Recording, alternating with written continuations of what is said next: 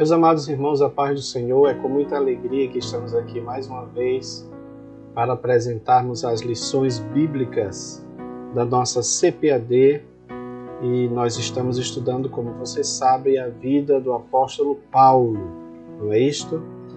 O apóstolo Paulo, lições da vida e ministério do apóstolo dos gentios para a Igreja de Cristo. E desta feita nós vamos aprender um pouco sobre a lição de número 13, a conversão de Saulo de Tarso. Estamos adiantando aqui o nosso vídeo, geralmente fazemos a live, mas por motivo de força maior não vamos poder fazer, então estamos fazendo o vídeo para que você possa acompanhar. Lembrando aos irmãos que o nosso estudo ele é sempre baseado nos gráficos que fazemos, tá bom? Acho que é uma maneira de pelo menos você entender o nosso pensamento em relação aos gráficos e assim ficar mais fácil para você poder ministrar a aula na sua igreja. Então eu quero apresentar aí para vocês, como vocês estão vendo, o nosso gráfico esboço da lição de número 3, a conversão de Saulo de Tarso, ok? E o texto áureo diz o seguinte: indo no caminho, aconteceu que, chegando perto de Damasco, subitamente o cercou um resplendor de luz do céu, e caindo em terra, ouviu uma voz que dizia: Saulo, Saulo, por que me persegues? Atos capítulo 9, versículo 3 e 4. E a verdade prática, como você pode ver aí, diz assim: a verdadeira conversão em Cristo leva em conta o arrependimento, a fé em Jesus e uma completa transformação no pensamento, vontade e ação do homem. Então, a nossa verdade prática faz uma alusão aqui a como é que acontece a conversão dentro de nós. Por isso que é importante, ao estudarmos sobre a conversão de Paulo, evidentemente estamos estudando, estamos aprendendo também sobre a nossa própria vida.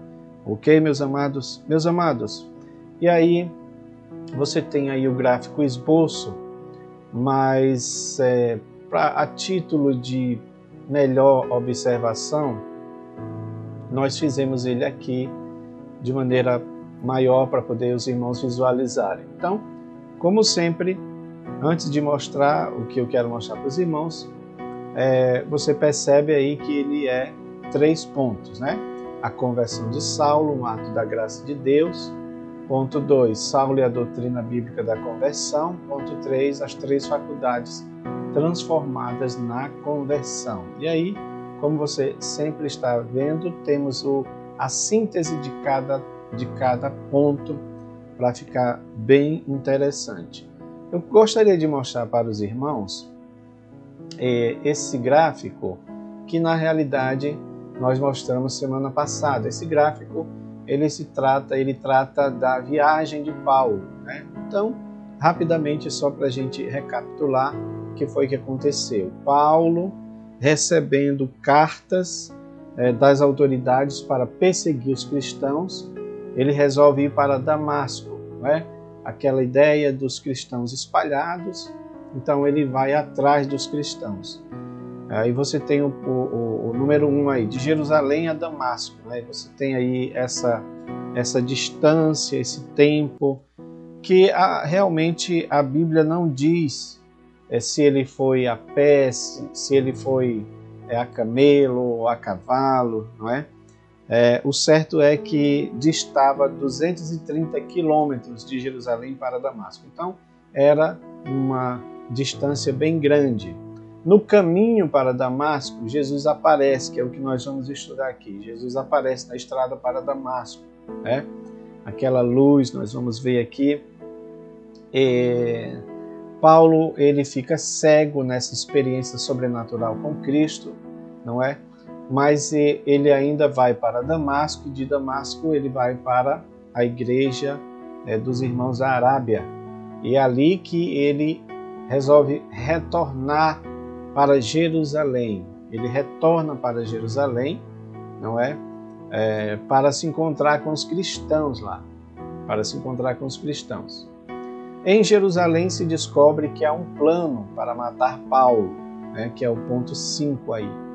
e então há uma fuga. Os cristãos acobertam Paulo, protegem ele nesse sentido, e ele sai ali de Jerusalém para Cesareia. E de Cesareia ele volta então para Tarso. Essa aí é a trajetória rápida que nós estamos mostrando para os irmãos sobre esse acontecimento, essa viagem de Paulo para Damasco, o que aconteceu lá, o retorno dele para Jerusalém e posteriormente para Tarso, tá bom? Primeiro ponto da nossa lição, você percebe aí, está maior, né, para a gente poder visualizar. Conversão de Saulo, um ato da graça de Deus. E olha aí, irmãos, a síntese, para a gente poder entender melhor o que é que fala esse ponto. Jesus teve a iniciativa de transformar a Saulo. Essa conversão se deu pelo impacto de uma experiência sobrenatural. Meus amados, a conversão de Paulo se dá por uma experiência sobrenatural. Você sabe que nós estudamos quando fazemos seminário, você sabe que nós estudamos sobre as chamadas teofanias. As teofanias são manifestações que Deus faz de si mesmo. Manifestações que são visíveis, que são de certa forma tangíveis. Mas isso ele faz de uma forma humana, para que a gente possa entender um pouco sobre essa questão do ser de Deus. Então, você sabe, nós temos algumas manifestações sobrenaturais.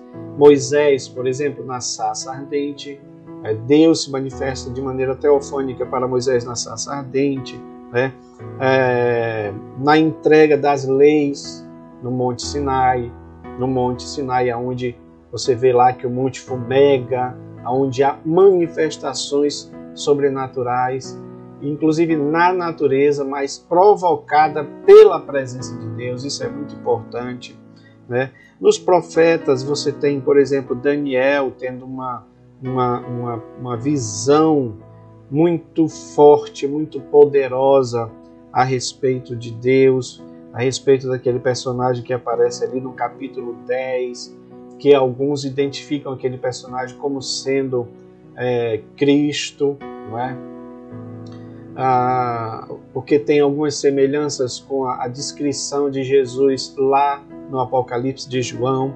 Então, nessa parte aí, a visão sobrenatural foi tão forte na vida de Daniel, que diz a Bíblia que ele caiu. É um texto muito lindo que a gente merece estudar sobre ele, não é?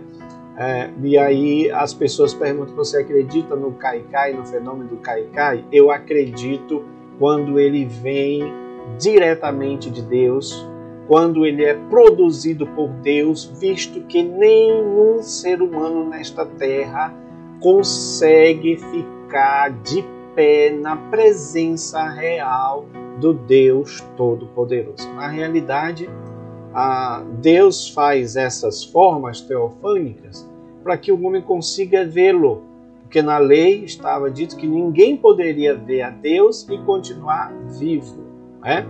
Por este motivo que Isaías diz: ai de mim, porque sou um homem de lábios impuros, habito no meio de um povo de impuros lábios, e os meus olhos viram o Rei. Ele teve uma visão do Senhor, uma visão teofânica, diga-se de passagem, não da essência de Deus, porque essas visões teofânicas, elas são mostradas de maneira que a gente possa ver, mas não na sua essência. Porém, o temor, o tremor que aconteceu na vida de Isaías foi tão forte que ele achava que ele iria morrer. E de fato ele iria morrer, porque ele sabia que na lei estava escrito que ninguém podia ficar na presença de Deus, ver o Senhor, ter uma visão do Senhor e continuar vivo, né? Você também tem um caso de Ezequiel, na visão lá do capítulo 1, os 4 seres, os 4 querubins. Então, meus amados, tudo isso são manifestações de Deus, tá? E um detalhe, quando você vem para Cristo, estudando aqui sobre essa fenomenologia envolvendo o Senhor Jesus, você já tem aqui Jesus, por exemplo, na transfiguração, aonde apareceu ali Moisés e Elias, e os discípulos, 3 dos discípulos estavam com ele. Pedro tem aquela visão do Cristo glorificado, não é? E quando a gente está falando de glória, sim, nós estamos falando de luz, de luminosidade, de uma luz celeste, não uma luz produzida em hidrelétrica, nada disso. Uma luz especial, uma luz sobrenatural, uma luz divina. Foi tão grande, foi tão forte que Pedro não sabia o que dizer. Senhor, vamos fazer uma tenda aqui para ficarmos aqui nós 3. E o texto, o escritor, né, diz claramente que ele não sabia o que ele dizia, porque ele estava extasiado com aquela visão maravilhosa. Então Jesus já tinha se mostrado assim, de certa forma, na transfiguração, né? Agora aqui com Paulo, onde a Bíblia diz claramente que esta luz que se apresentou para Paulo no caminho de Damasco, ela era tão forte ou mais forte do que o próprio sol. E é interessante que esta luz, ela não é só forte, irmãos. Eu coloquei aqui, a luz, ela não foi só ofuscante por causa do brilho. Imagine uma luz que é mais forte do que o próprio sol. Então foi esta luz que se apresentou para Paulo, e eu quero crer, digo eu, não o Senhor, que a força desta luz é algo impactante, porque ela não é só uma luz intensa, ela é uma luz que produz uma força, ela é uma luz que projeta para baixo, de fato, porque Paulo ele cai diante da presença do Senhor Jesus. E você vê esse fenômeno também acontecendo com João no Apocalipse, porque João também ele cai, né?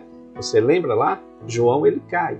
Então, novamente, só para deixar aqui uma observação importante. Eu acredito no fenômeno do cai-cai, mas quando é produzido pelo próprio Deus, principalmente quando você e eu estamos diretamente na presença do Senhor. Então, na presença do Senhor, a pessoa tem que cair mesmo, porque é poder de Deus. Então, Paulo, quando aquela luz se apresenta, não é? Assim como João no Apocalipse, quando tem a visão do Cristo glorificado, é interessante que João está olhando para aquele personagem de costas, mas quando aquele personagem se vira para ele, se volta para ele, então aquela luz faz com que ele caia no chão, não é?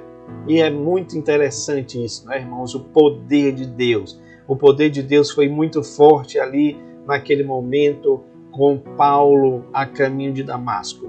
E tinha que ser desta forma, porque era assim que Deus queria tratar com aquele homem perseguidor do Evangelho de Cristo, né? Perseguidor dos cristãos. É muito importante isso, né? Nós entendermos isso. Então, a experiência, a conversão de Paulo foi uma experiência sobrenatural. Agora, irmãos, tenhamos comedimento, sejamos comedidos nessas coisas, tenhamos discernimento, que é a palavra que eu quero dizer aqui, porque há muitas manifestações aí que não são de Deus, certo? Então nós temos que tomar cuidado. O que nós temos que colocar na nossa mente é o que está na palavra de Deus. O cristão, ele não vai viver pelo que ele vê. O cristão, o crente, o servo de Deus, ele vai viver pela fé. Não é pela vista, não é por visões. Ele vai viver pela fé. Claro que haverá um momento da manifestação global do Senhor, onde todo olho verá. Está lá no Apocalipse, mas por enquanto nós temos que ter este discernimento, esse conhecimento, que nem toda visão é de Deus, tá bom? Há pouco tempo nós falamos aí de uma missionária que diz que teve uma visão de Jesus, e ela vê Jesus dá uma cambalhota e cai em cima de um barco, né, e dá uma ordem. Ou seja, essas coisas envergonham o Evangelho, porque não é para ser desse jeito, principalmente porque nem toda experiência sobrenatural ela é para ser relatada. Você vê isso em Coríntios, quando Paulo fala claramente que teve uma visão, né, que viu e ouviu coisas inefáveis que não é lícito ao homem referir. Veja que ali ele não diz nada do que ele viu e do que ele ouviu. Ele só relata que teve a experiência. É muito importante isso, tá? Então, Jesus, ele tem essa iniciativa para transformar a mente de Paulo, que é o que nós estamos estudando nessa lição, né? Já que a mente de Paulo estava embotada, estava embaçada com a questão da religiosidade, nós estudamos isso na lição passada, a religiosidade de Paulo estava trazendo esses problemas para ele, porque ele estava tendo uma visão distorcida dos cristãos. Agora veja, ele estava perseguindo aquele povo que Cristo ama, que Cristo se identifica com eles, né? Tanto é que ele diz: Paulo, você está perseguindo é a mim que você está perseguindo. Então, isso mostra como Cristo se identifica com o seu povo, se identifica com a sua igreja, se identifica inclusive com o sofrimento do seu povo, que isso é muito importante. Então, foi preciso um tratamento de choque dessa forma para que Paulo pudesse cair. Não me interessa se foi do cavalo, se ele caiu, estava em pé e caiu. O certo é que ele caiu. E essa queda dele foi importante, porque ele precisava cair do pedestal da arrogância, do orgulho, da soberba, não é? Do ódio, da raiva, da ira. Veja que o texto diz que ele respirava ameaça, então ele realmente tinha esse tipo de sentimento contra os cristãos, e aí Deus faz com que ele caia. E não só isso, como ele enxergava tudo errado, então Deus faz com que ele fique cego para que ele pudesse depois enxergar corretamente, tá? Então o terceiro ponto aí fala da graça salvadora que se manifestou a Cristo. Quando a gente fala de graça, nós estamos falando aqui de um favor, não só de um favor, mas de uma virtude maravilhosa que Deus tem de salvar um pecador. É por isso que esse homem dizia que Cristo tinha vindo ao mundo para salvar os pecadores, dentre os quais ele era o principal. E ele só dizia isso e colocava como principal porque ele perseguiu a igreja do Senhor. Mas ainda assim aprove ao Senhor a derramar sobre este personagem, sobre o nosso irmão Paulo, a sua graça, no sentido de salvadora, não é? No sentido de mudar a sua mentalidade. Então, meus irmãos, isso é muito significativo. A conversão é algo que deve acontecer com todos nós devemos ser convertidos a Cristo. E aí, eu quero mostrar já para os irmãos aqui esse gráfico, que também é muito interessante. Olha, nós postamos lá a questão do arrependimento, meus irmãos, arrependimento, né? Arrependimento, essa palavra techuvá, acho que é essa expressão techuvá, procede da raiz que significa voltar ou retornar, né? Tem outro gráfico que eu quero mostrar para os irmãos, em concordância com esse, porque o que é que acontece? Observe ali. O homem está em desobediência à lei de Deus, está em desobediência às coisas do Senhor, porque está em pecado. Paulo era um assassino, Paulo era alguém que consentia na morte das pessoas, perseguia, torturava, colocava na prisão as pessoas. Então ele estava cheio de ódio. Como é que alguém assim pode dizer que está defendendo a lei de Deus? Não, senhores, né? Não, senhores. Mas há um momento em que Deus se revela, Deus se manifesta, Deus lança a sua graça, Deus lança a sua luz, porque Jesus falou sobre isso, né? Eu vim a este mundo para os que não enxergam, passem a enxergar, e aqueles que se acham que enxergam bem, passem a ficar cegos. exatamente para que haja um realinhamento na forma de pensar, na forma de ver as coisas, para que possa ver do ponto de vista de Deus. É aí que há essa mudança, é aí que há essa mudança, porque se arrepender significa mudar ou retornar, então nós estamos falando aí de uma mudança, né? Mudança de direção. Eu escrevi um artigo, os irmãos podem ler lá, eu citei um caso de quando estávamos viajando para o Maranhão, Imperatriz, estávamos a trabalho, eu e um outro colega, mas nós estávamos saindo aqui de Belém para o Maranhão, e nós entramos numa dessas BR, numa dessas avenidas grandes aí, percebemos que nós estávamos indo depois para um outro lugar mais distante. E aí que nós tivemos que fazer, meus irmãos, retornar para pegar o caminho correto, para pegar a estrada correta. Então, arrependimento é isso. Nós entramos por uma estrada errada, a estrada do pecado, a estrada do distanciamento de Deus, tá bom?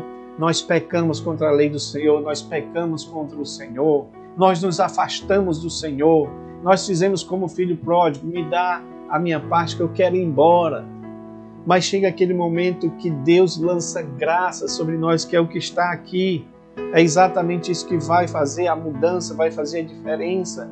Quando a gente cai em si, como aconteceu com o filho pródigo, e caindo em si, é só quando acontece esse auto-enxergamento, essa introspecção para dentro de nós, quando o Espírito Santo faz a gente enxergar. Ora, um homem que era completamente contra os cristãos, então Jesus fez dessa forma. É a mesma coisa, nós temos relatos, existe um relato, por exemplo, de uma pessoa que ele era filho de um dos líderes do Hamas, aquele grupo terrorista que odeia o povo judeu. Mas aquele homem teve um encontro com o Senhor. Quem é que faz isso, meus irmãos? Quem é que muda? Quem é que transforma? Você pode pregar, você pode falar, mas se o Espírito de Deus não se revelar, não vai haver mudança e a pessoa vai continuar do mesmo jeito.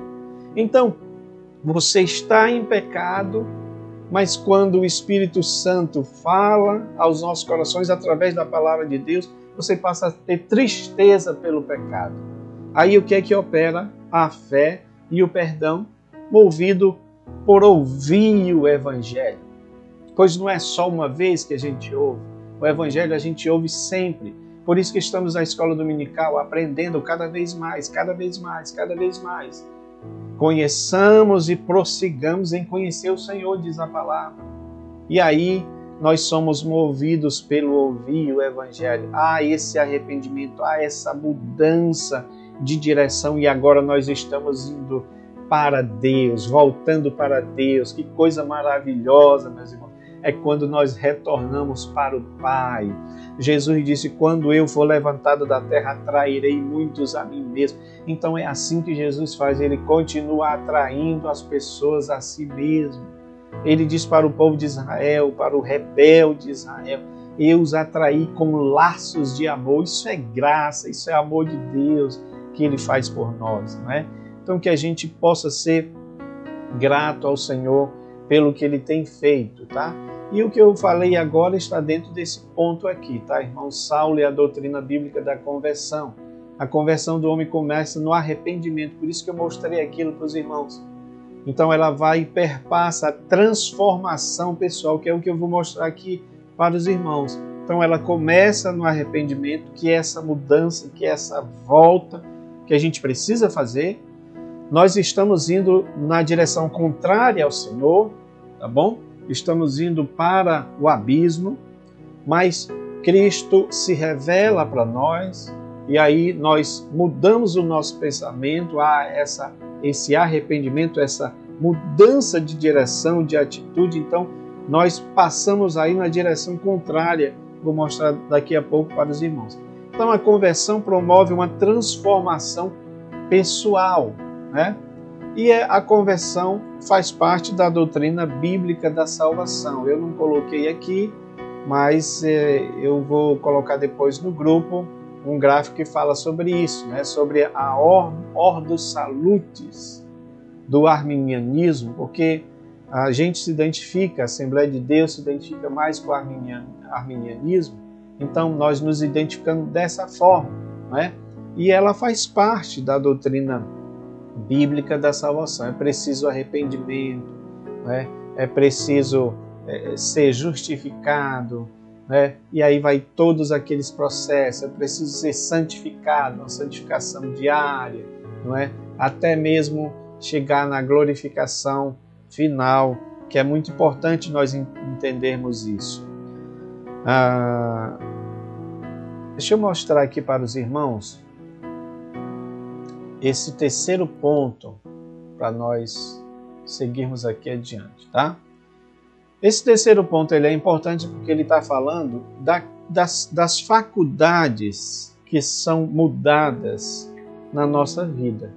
Quais são essas faculdades? Então, as 3 faculdades interiores, tá? Faculdade intelectual, faculdade emotiva e faculdade volitiva, ou seja, da vontade, tá?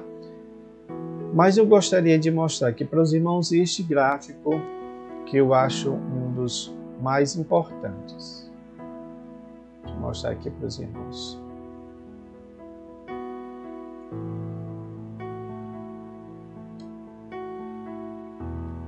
Este gráfico aqui, irmãos, também está dentro daquilo que nós estudamos agora há pouco sobre a conversão.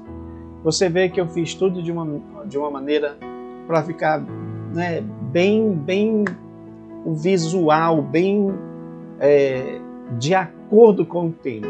A palavra conversão, você vê que está ao contrário ali, versão, né? Conversão, para falar dessa mudança de direção, tá? Para mostrar que o arrependimento, ele é esse, digamos assim, esse ponto inicial para a nossa salvação, para a nossa transformação.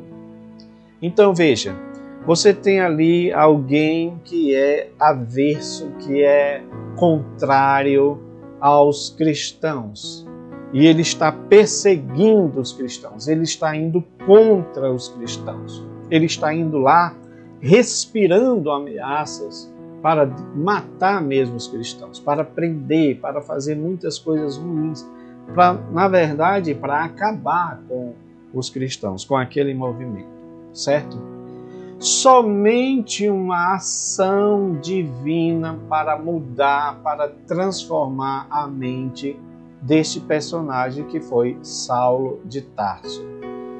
E aí, meus amados, nós entendemos que somente o Senhor para fazer isso, né? Somente o Senhor para mudar, para transformar a vida de Paulo nesse sentido, né? E aí, o que acontece? Essa conversão, ela acontece nesses 3 pontos aí importantes, nessas 3 faculdades. Faculdade intelectual, faculdade emocional e faculdade volitiva, meus irmãos. Vocês estão acompanhando aí, tá? Então, a primeira mudança que precisa acontecer é aquilo que o nosso comentarista fala aqui, eu acho que é no ponto 2, que ele fala aqui da palavra metanoia, que quer dizer pensar de maneira diferente. Daí é que vem essa expressão metanoia, que é mudança de pensamento, mudança de mentalidade. Por que isso, meus amados? Porque os nossos pensamentos, eles, longe de Deus, eles estão errados. Eles estão indo na direção errada. Veja que Paulo achava que estava fazendo o que era correto, porque o pensamento dele estava errado. o pensamento dele estava em que ele achava que estava defendendo a lei de Deus, defendendo digamos assim, a vontade de Deus. E na realidade não, ele não estava. Ele estava indo ao contrário, ele estava indo contra o Senhor. Mas quando há essa conversão, ela acontece a nível intelectual.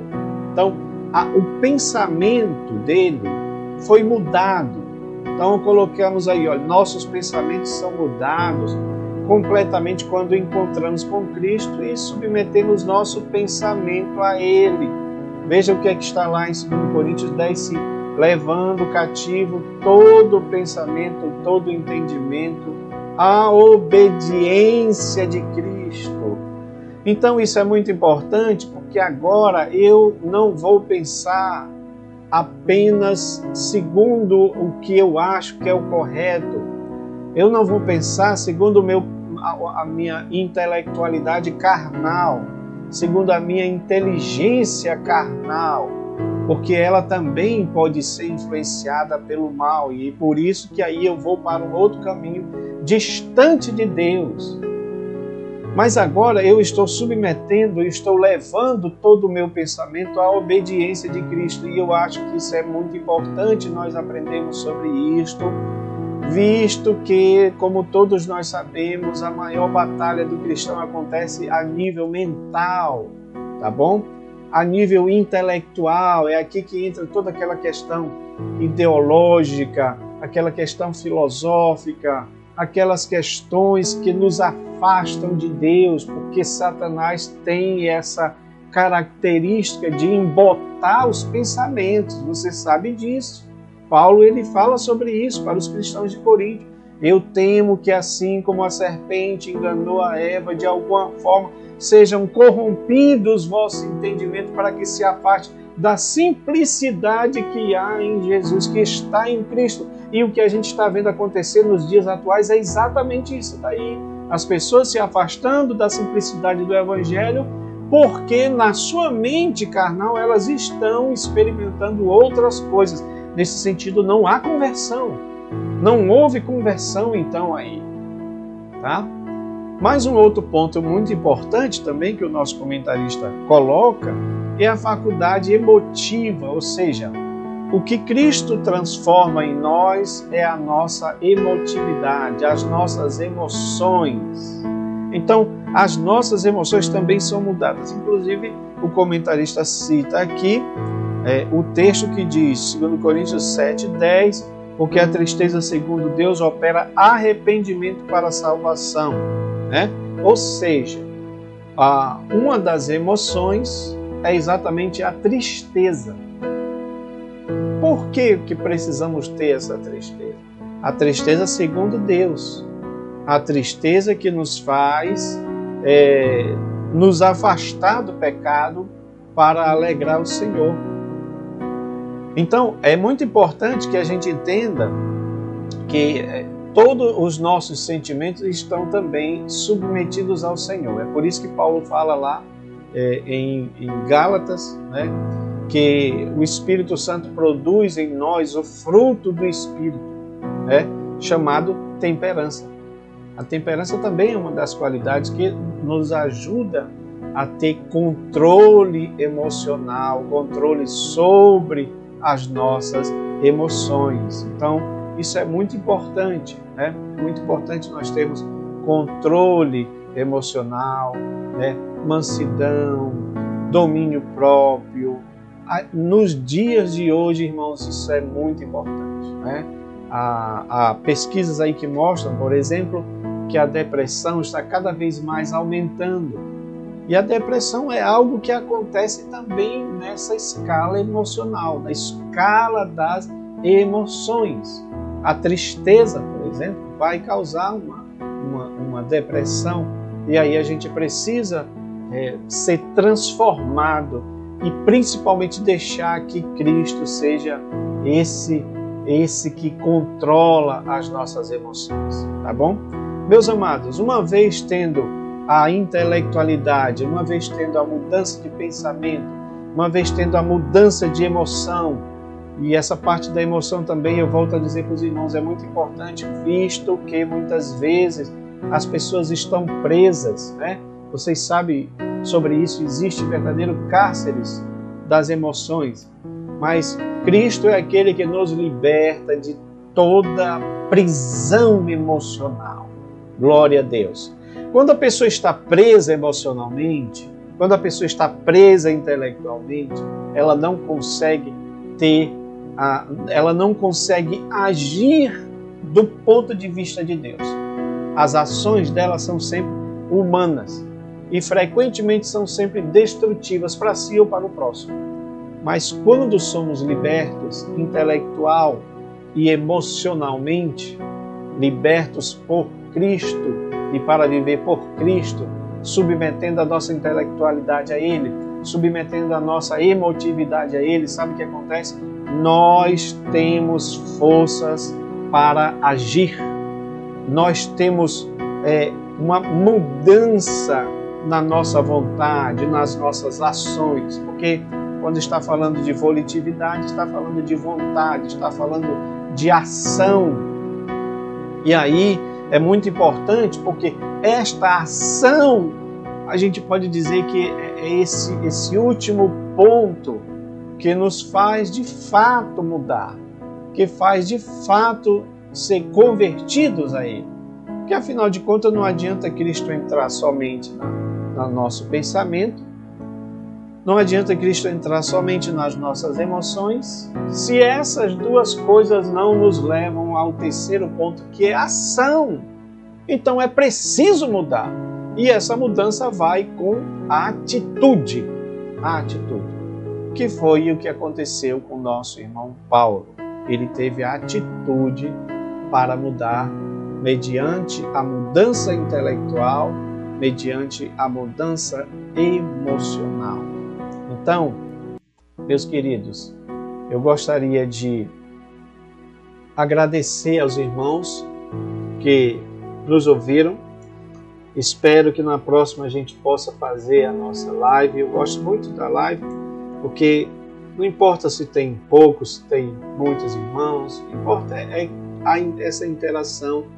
Ela é muito importante, nós estarmos juntos, né, conversando, trocando ideias, mas dessa vez não foi possível nós fazermos desse jeito. Então, eu quero agradecer aos irmãos que estão vendo esse vídeo, que você possa repassar, se assim você quiser, se você sentisse a vontade para fazer isso, se não, apenas ore por nós, para que Deus nos dê cada vez mais a sabedoria do alto, do Espírito Santo, a unção do Espírito Santo, para que possamos fazer cada vez melhor esses gráficos, apresentar de maneira mais fácil para os irmãos, mais didática, para que a gente possa crescer junto no conhecimento de Deus, tá bom?